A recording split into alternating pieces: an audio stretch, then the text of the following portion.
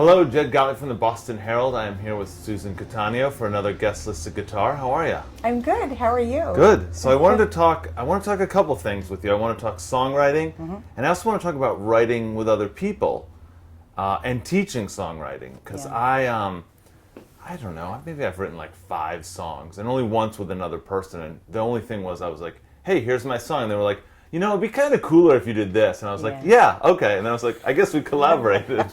But not really. Not really. So tell me how you first got into songwriting. Like, what was your entry point? Well, so it's so funny. I used to write for television. Yeah. I was a writer-producer, and I made TV commercials. And then at nighttime, I was in this band. And I started to write for the band.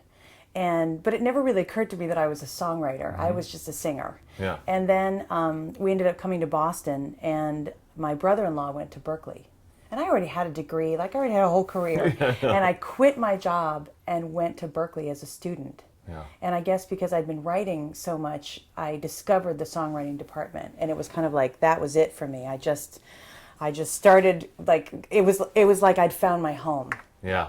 And I started co-writing like crazy and songwriting like crazy, and also obviously speaking up in class a lot.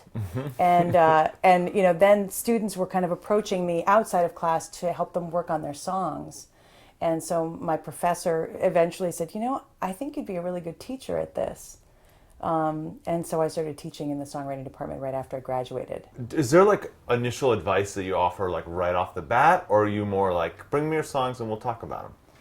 Well, I think the most important thing is to keep the creative process open and fluid and flowing. So before I would kind of put my footprint on anybody's song, I'd really want them to just go around and try and what we call song seeds, which means you go around and kind of capture ideas, whether they're musical ideas or rhythmic ideas or lyric ideas or, you know, just something that kind of strikes your fancy, and start collecting that in some form of book or computer or iPhone. Yeah. And so, you know, when and once you've done that, then, you know, you sit down and do the work. So the most exciting thing about co-writing, I find, is, I speak personally, of what it brings out in me, because depending on who I'm writing with, you know, if the person is a really strong singer, I'm a singer too, but I'm going to step out and let them sing, and I'll be the lyric person and the music person.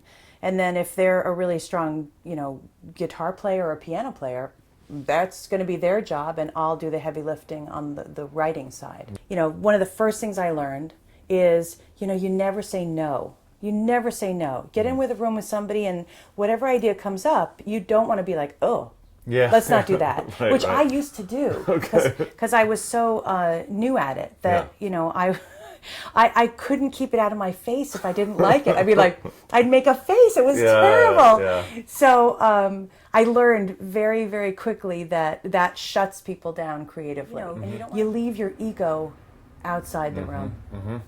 I really, and that has been the most valuable thing, is that I am there to make the best song possible. And that means sometimes that I have to kind of step out of it and be like, well, you know, if you're the artist and I'm writing for you, I'm not going to, you know, impose my ideas on you. You know, my job, I'm kind of like, you know, if we're going to build a house together, I'm your contractor. So this was when I had 2 little kids at home. And, you know, the only time that I really got to talk to my husband was in the morning when he was shaving. Okay. Which isn't sexy or fun at all. It was more like, okay, you pick up our daughter and then I'll get our son after soccer. But what's great is that as a songwriter, I can transform that into something else. Yeah. So I came into my co-write, and this is the song that emerged. It's called Shave.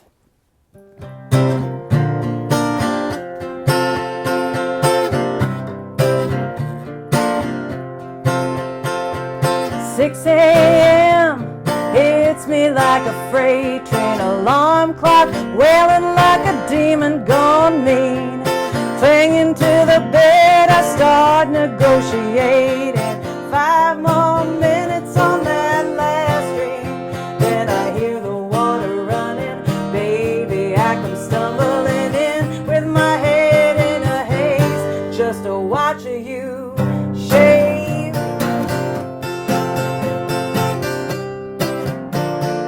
Awesome. I love that because It really kind of points out one of the things that you're talking about, because I sort of said that you can't be creative, but I guess, or I don't know what I said, something along those lines. I didn't mean to insinuate that those songs aren't creative, but what it is that the chord progression is like pretty straightforward. Yeah. But the melody is where you can really kind of go nuts on. Right. And it also, that has a sound that like like a really sort of rootsy country singer could do, but Carrie Underwood could do that very easily too. Right. I like that. I'm a real songwriting geek. I'm a lyric writing geek. Yeah. I love the craft of making songs. I love the way that lyrics flow together. I find them like a puzzle, and I think they're amazing. Yeah. And when I write for myself, honestly, the closet is open and the skeletons are all out, and that's something that I don't, certainly don't do in a Nashville co-write. I don't make myself that vulnerable, I guess. Yeah. So this is a song that I wrote, and lyric writing wise, so it's called "Lies Between Lovers." Troubles hiding like a telltale heart, beating softly in the bedroom dark.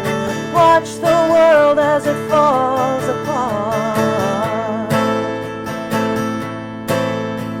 We fill the spaces with an empty kiss. Say our love would never come